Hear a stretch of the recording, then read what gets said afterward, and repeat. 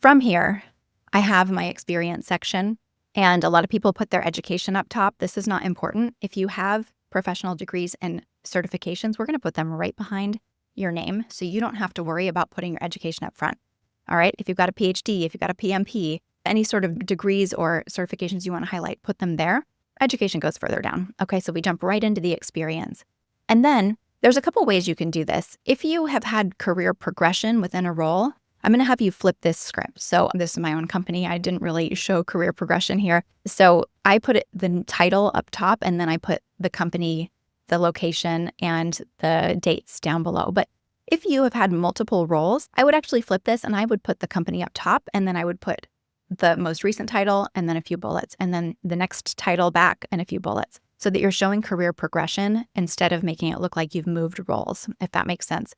I will work with each of you on the strategy here as I see things come through.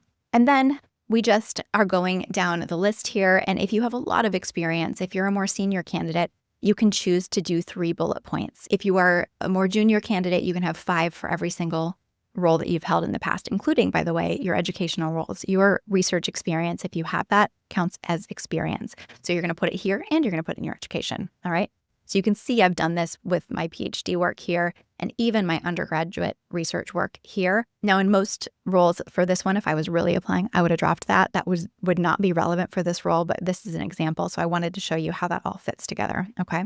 And then we're going to have some extra sections down here. Anything you want to mention for awards or organizations, here's the education. The selected publications, I always want to hyperlink out to wherever you have a nice profile. These days, I'm really liking Google Scholar. It's easy to set up a nice profile for yourself on Google Scholar and to exclude any publications you actually don't want to show up there for any reason. But you can do it in ResearchGate. You can do that in PubMed. So pick your repository. It doesn't matter. And then just put a few publications. Most of the time, 3 is sufficient. Okay. If you're in a research-heavy role and you have 5 that are really relevant, go ahead and put 5, but not more than that. This is not a CV. We don't want all of your publications here. That's what the full list is available for. And then at the very end, we're going to sum it up with technical skills in my formatting. So here, technical skills are going to be a little different than you've seen. And I'm not going to go into this in detail now. I'll let you look at them. But the through line is we're actually going to use a sentence with a little bit of context around them so that when a recruiter looks up a keyword, they immediately see the impact you made, not just the keyword. So most people do just a list of keywords, a whole bunch of commas. That's not very useful to me. So I really like this type of a keyword list because it sums it all up really nicely. Again, this is the end of your essay. Now you're just summing it all up. Okay, in total, I have 12 years of experience doing this, 12 years of experience doing this, right? That's what we're really looking for.